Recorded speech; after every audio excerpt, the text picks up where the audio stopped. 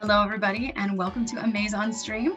I am the host, Melissa Simonson, and I'm so excited today to introduce you guys to Mitchell, who is with Pirs Capital. Mitchell, thank you so much for joining us today. Thank you so much for having me.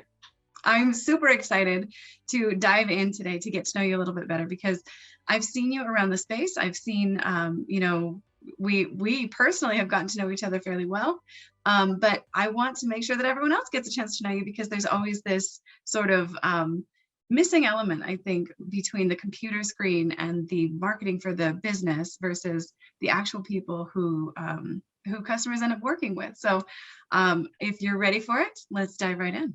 Let's do it, Melissa. Okay, so Mitchell, I would love to learn a little bit more about your past influences and how you sort of went from where you started and your childhood influences even, and how that led you to where you are at today. So where are you originally from, if I can ask? I am originally from Brooklyn, New York, but I moved out to North Jersey in the third grade. So I was raised up in North Jersey in the suburbs. It was fantastic, small school environment. I graduated with 120 kids. But at the end of the day, I always wanted to kind of venture out, do something on my own, go out of the norm a little bit. Yeah. So I ended up from where I was born, raised in Jersey. I went to big school, Penn State, like really got out of my comfort zone, really got out of the bubble and really just tried to spend myself in that environment and see how I could thrive. So you say that was outside of your comfort zone. Do you consider yourself sort of an introvert, or are you kind of extroverted and just, a big city was a different approach from where you grew up? I think I come across as very extroverted. I do love people. I love hanging out, but at the same time, I also like my alone time, like being by myself, getting my own thoughts. So I do have a lot of introvert qualities. And going from a small town where you know everyone's friends, everyone's family, the gossip, this and that, going to such a big school like Penn State and being in the very big environment, you kind of get lost. Yeah. So I really want to see how I would adapt to that environment, how I would, from a scholastic standpoint, from a friendship standpoint, I really want to see what I can do and how I can really get accustomed to life there. And I really enjoyed my experience there. So I want to ask, still sort of back in your early days, are you an only child? Do you have siblings?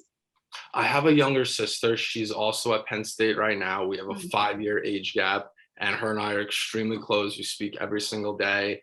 I do look up to her. It's funny because she would say she looks up to me, but I do look at her up to her a lot and see the way she handles certain situations and how her mind works. And it really does motivate me to not only be the best big brother in the world, but to be a great role model for her. Because, I see how she is with other people and how she is with me. And it just motivates me even further. Oh, that's amazing. I love to hear that. It's so nice, to have those close family connections that kind of keep you grounded. Exactly. How about your parents? Are they sort of like entrepreneur types? Are they, 9 to 5, regular, go to school, go to college, go to retirement? No, very close relationship with my mom and dad. Like I said, I speak to them every single day. My mom has been working a 9 to 5 her whole life. So she really taught me and understood like the process of a routine, getting things on time, really how to act in certain environments. My dad is more on the entrepreneurial side where he's very creative in how he goes about his initiatives. I really look up to him to see the way his mind works and to see how he kind of adapts to different situations and the solutions he comes across with. I guess that's where I get my kind of creative juices flowing. And it's a good combination because I get my creativity from one side and then I get my diligence and like 9 to 5 mentality from another. So it's a good mesh between the two. That sounds like a really good balance. I know that a lot of people who have like both entrepreneurs for parents, sometimes that leads to like, okay, you have a whole different worldview, I think, than people who have just, sort of 9 to 5 parents and heavy influences for making sure that you have a salary you can rely on and, things like that. That's sort of the standard way of doing things. And I think that it tends to either have one of two effects. You either really are like, okay, I can do this as an entrepreneur, or you're like, risk aversion. Like I gotta make sure that I'm doing things in a non-risky way. So it's very interesting to hear that you had kind of this balance. So you could see both sides of things. No, it's really cool for me. Like I love to kind of put myself in situations where to see if how I'm going to react, and I like the fact that I have two sides in the back of my brain, or genetically inherent in me, where I could see like, all right, this is how like the creative side would be. This is the entrepreneurial route. Like, but wait a minute, let's look at the risk behind this. Let's analyze it from a step by step basis, and that's where I get it from mom, and it really has helped me and put me in the place I am today. That's amazing.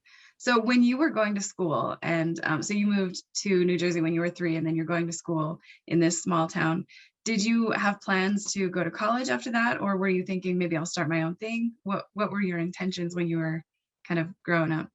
I always wanted to go to college. I just never knew where I wanted to go. And the reason being is I just wanted to get out of the small town environment and just see what else is out there. I Yeah. always knew I wanted to work and be an entrepreneur in my own mind, but I wanted that experience of college to really not only ground me, but teach me like certain life lessons that'll help me grow. I Yeah. mean, college is all about the experience. I mean, you could get your education, you could get everything else, you could go out, have a great time, but you really learn a lot about yourself, and you can reflect a lot about yourself and see really how you grew and mature as a human being, as a person. And I really enjoyed the fact, like, looking back on it now, I really loved my 4 years at school, because I really think it taught me a lot of different life lessons that I still carry with me today. And I'm still working on things. I don't know it all. Yeah. I'm not perfect, but I was able to see certain flaws or positive features about myself that I was able to either try to fix or grow on. It's very interesting, isn't it? In like these different environments that you find yourself in, whether it's college or a new job or moving to a new city or something like that, you can see yourself through other people's eyes. And sometimes that reflection helps you decide then who you are or want to become. Yes, It's I kind of know an for interesting sure. thing. It is, yeah. What would you say is one of the biggest things that you took away from your 4 years at college, aside from, the education, but in kind of learning about yourself? What do you think that would be? I really enjoyed, on a business standpoint, speaking to others, and I think my major helped me understand that. My major was labor employment relations, which is a fancy way of saying HR management, and I really enjoyed the fact that I was able to give presentations and talk to people, and my grade was based on how I communicated with others and how I presented certain things. So I think that aligns well with sales and really partnerships and marketing in of itself, because it's all human facing. You're really Yeah. trying to understand the person behind the screen, and you're really trying to not only present your product or your service, but yourself. My major helped me do that. I was able to win people over with myself and my personality. And I think that was the biggest takeaway I got from school, which helped me get to, I guess, where I am. That's amazing. It's amazing because what you kind of get this insight in yourself, and you're like, okay, this is something I really need to lean into, because this not only does it make me feel good and it's fun, because it feels like winning, but also it's giving me these other, additional benefits. And I think a big one there is you can see the power of a network. And if you are good at building a network and relationships, that's something that once you see the power of that, then you're like, I'm leaning in. I'm leaning in hard. No, of course. I mean, networking is probably one of the most important, if not the most important thing in business, in my Yeah. opinion, to be completely honest. Talking to people, meeting people, having conversations. I mean, you don't know who knows who or what can lead you to where. And I Yeah. think that's kind of scary, but exciting at the same time, because one great conversation could lead to 100 great conversation. You could have 100 bad conversations, but that shouldn't dismotivate you from going out there and talking to people and meeting others. Just a matter of picking at it and going.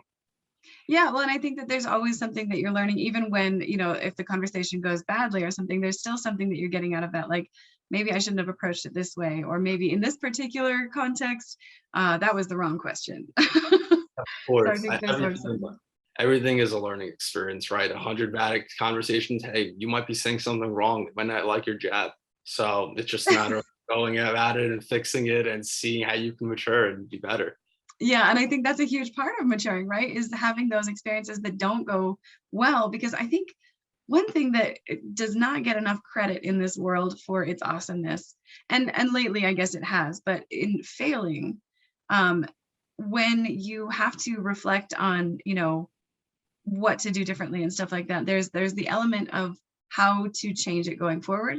But I think the biggest part that people miss out on and don't give enough credit is you have that experience now. And now going into the next ones, the worst thing that can happen. And that confidence actually gives you a better chance in the next one even if you have the exact same, script or, type of person you're talking to, if everything else is the same, that level of confidence I think you get from knowing, like, even if this goes bad, I can still carry on. Exactly. It's a reassurance. Yeah, that's right. So, okay, so you go to Penn State, you had 4 years, you learned a lot, and you sort of were learning more about your strengths. What did you want to do after college? Did you have plans already? I knew I wanted to be in sales. I just did not know what I wanted to sell, right? Yeah. And I was trying to figure out what the best product or service is. And I actually, for the first year, I was selling insurance because I really was into cyber insurance. Yeah. The whole, I didn't experience great amount of success. And that's because I just don't think I was prepared for what I was going out there. And then during the whole COVID outbreak, I started asking some friends who were in the e-commerce industry really what their thoughts were, what was going on. Mm. And one of my friends was working for an aggregator at the time. And I asked them a simple question: does anyone lend out money to these guys? Yeah. And he said, oh, one or two companies. Then my mind started racing. That's where the entrepreneurial side of me kind of came out, where I was like, oh, wow, there's a huge opportunity for this. Yeah. I ended up parting with my other job, and then I started working with Pirs and presenting them this opportunity of, hey, you guys have been in this space for 8 years, 9 years now. Let's go out and grab some of this market share right now with e-commerce. The COVID pandemic fueled the e-commerce industry. So many people started shopping, not only shopping online, but figuring out different ways of creating passive income for themselves, starting to go on Amazon and selling, Walmart, Etsy, whatever the case may be. And it really presented a great opportunity. And I learned a lot about myself, not from just how do you market and sell a product, but how do you create a marketing plan? How do you create a sales process? How do you understand the risk exposure? How do you analyze data? And it was really exciting. I'm still learning about it right now. I'm learning a lot about myself every single day, every month. Like I love to do at the end of the month, just take a step back. Yeah. Or my goals. What did I accomplish? How did I do this? How did I do that? What was I good at? What was I bad at? How can I improve myself? And it's a learning process that I'm really excited to keep on moving forward. So I want to ask, when you're learning about, e-commerce, you have some friends that are in that, and you're getting some feedback from them. Was there someone in particular that you knew at Pirs? Was that how you made that jump, or were you just kind of looking for opportunities and that's how you came across them? Well, I interned for Pirs for 2 years out of college when I was in college. Mm-hmm. So I was an underwriter at Pirs, which means I was analyzing a lot of the risk. I wasn't on the sales side. I was just the numbers guy on the back end. And I did that for 2 summers. And I was able to eventually get myself to the point where I was able to price out some deals. Right. Then what happened is I really wanted to be in sales because I knew that's where my mind was going to be. That's where I knew I could use all my strengths to my advantage. So I didn't go back to Pirs after college. And then after that first year when I was selling the insurance, I reached back out to the members at Pirs and I was like, hey, I have this idea. We know each other. Why not see if this is something that could work? And then through some presentations, some phone calls, it all made sense and we got the ball rolling. Yeah. And so it's a very exciting thing because this company, they have been in the finance space for a while, but they really hadn't leaned into e-commerce, which, as you pointed out, in 2020, extremely important to start getting into this area that was absolutely explosive in 2020 and continues to grow now. Yeah, exactly. I mean, like you said, Pirs has been around in the financial game. They've been funding for eight years, but never really. And I was having conversations with them. Hey, if you guys worked with a lot of Amazon sellers, not so many. Shopify, not so many. Why not? And that's really what the question was. Why not? Why not go and grab some of the market share right now? Why not go and try to provide some sort of solution for these guys? Yeah. Go in there, work with them, partner with them. We could help them grow. And then that was what's really exciting about it, because we're not just some funding company where we want to really help people grow. And that's where I came in, and then we just started going from there. Yeah, well, especially it sounds like since you have some friends in e-commerce, then you're trying to think maybe from a seller's perspective, like how are they going to be approaching this, and what is the best way maybe to provide a solution from what you already knew interning at Pirs and everything about funding and doing the number side of the loans, and then translating that into, like, for sellers, what do they really need, and what in looking at that, what do you think you concluded? Like, what do you think is sort of the biggest thing that's a pain point for sellers right now in the finance area when they're looking to, you know, maybe, I mean, stock is obviously an issue, and cash flow is always an issue, but in those terms, what do you think their biggest pain point is that you guys help solve? Sellers have to fill their purchase orders like their average lead times are between 90 to 100 days. And Yeah, we come in there and we are like, hey, we can flow you some capital. And then part of our programs is every time these 90 days come up and you have a new batch of inventory you want to fill, we can help you. And yeah, then it helps their cash flow a lot. I mean, guys have come up to me like, hey, like this has really helped. Like this has worked. Like we're not stressed. We're able to buy the inventory we need. We were able to expand. Our profit has actually gone up. Our sales have increased, and that's very reassuring. Reassuring. That's very warming to me. Like I yeah, get great satisfaction speaking to people that I've helped in the past, knowing, hey, like you use this to your advantage. You're really making the best of this. You are the entrepreneur in and of itself. Like we're just here to give you that little push. You need this, yeah, we'll give you that push. But it's really all on you to really go out there, expand your business. And it's awesome when you hear these success stories of sellers like, hey, like we were able to do this and that and here. We were able to expand here and there. It's fantastic. yeah. So I want to know, was there any time during, you know, sort of your growing up and then going into your college years and starting with insurance, were there any times, you know, that you had some self-doubt, any times that you were not sure that you were on the right path or that you were making the right choices for your future or for what you wanted to do or where you wanted to end up? Yeah, I had a little bit of self-doubt in my first year kind of selling insurance because I thought I was going about it the right way. I was going to a few different networking events, and I think I was getting laughed out of the room a little bit. I'm he was usually the youngest guy in the room, and I didn't Right. think a lot of people took me as serious as I would hope so. And it really put a lot of like self-doubt in me. Hey, Yeah. am I really supposed to be here? Do they take me seriously? And I Right. started asking my dad, that came down a trickle down. It was like a trickle down effect for me. And it didn't really make me feel as great. But Yeah. at the end of the day, it just, you got to take with the punches, and you just got to go and Mhm. move forward and just figure out how to make yourself better. How Yeah. do you walk into a room and demand attention or and just be noticed and really have people take you seriously? And I just was prepping myself. I Yeah. kept going and going and going. I never stopped networking. And everything worked itself out. I mean, there's a plan for a reason, whether it was insurance, but it led me to here. It led me to the situation I'm in right now. Yeah, that's absolutely right. I think, you know, it's an interesting thing, you know, with self-doubt or with, you know, failures and things that kind of cause you to look inward.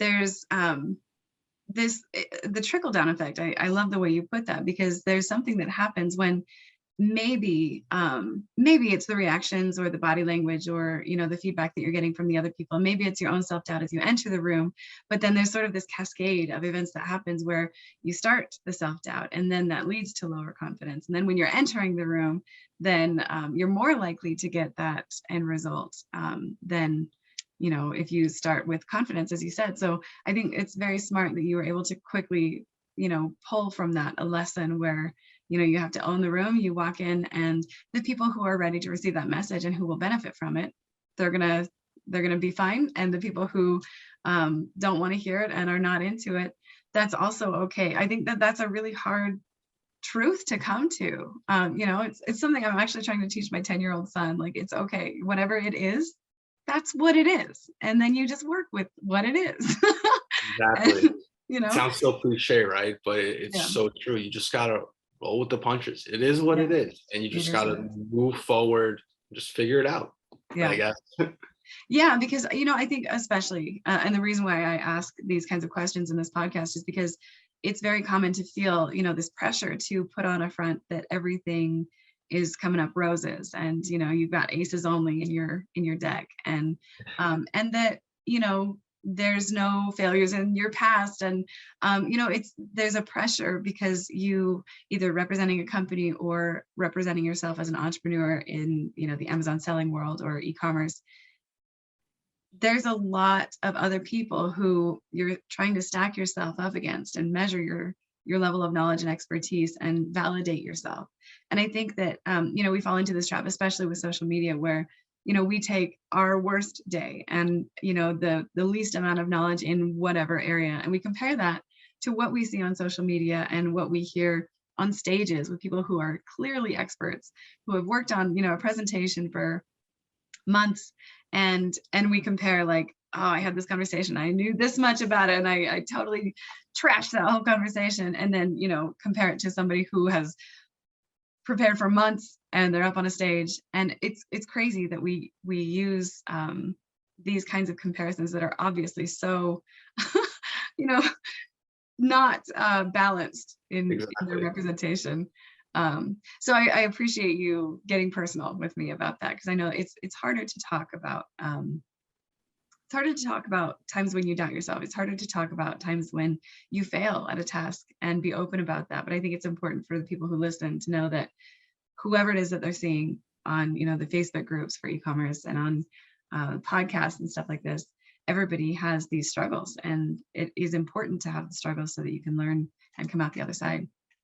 Of course, and whoever is listening, I hope I can inspire someone. Yeah, absolutely. So what would you want to leave sellers with? What would be a message that you want to let them know about, the maybe difficulties they face, something that you maybe you have learned that you want to leave with them? I would want sellers to understand that, hey, it's tough sometimes, but if you want to expand, if you want to go to the next route, you want to do something, there's a solution for you, and you should just never stop or doubt yourself in any such way. You could find out the right path and the right people to really help guide you to where you want to be. And I guess I could take away from like my life or just the people that have influenced me. There are going to be roadblocks in every single situation, but that doesn't mean that they're going to be cemented in there. There's always obstacles, and there's always things that are going to come up that you might not have fun experiencing. Yeah. But you should still keep moving forward and just figure it out. You said it. It is what it is, and there's going to be a solution. There's going to be that person that you're going to meet or talk to and have a conversation with that's going to direct you to the right place and the end goal. There's always going to be light at the end of the tunnel. I love that. That's so great. No, and I think you're absolutely right, because I think we fall into a trap really of looking at the current situation like this is up to the current moment. This is the end of my story so far. And when this is where I'm at today. This is what I've accomplished so far.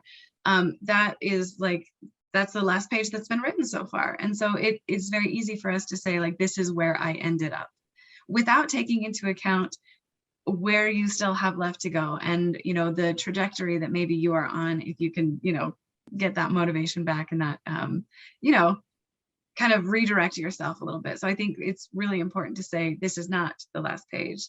The next page is going to be sunny and bright and maybe a few unicorns, but that's just in my pages. Flowers, some unicorns, some bright blue skies. It's not going to be all gray and rainy. It won't be. Yeah. It won't be, but it is great to know, people like you, people like me, some of the e-commerce giants, they have all had rainy days and no unicorns prancing, like nowhere to be found.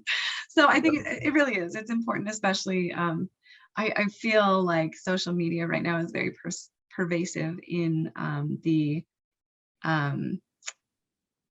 impression it leaves people with, and the damaging perspective it gives people, which I think is a false perspective of reality.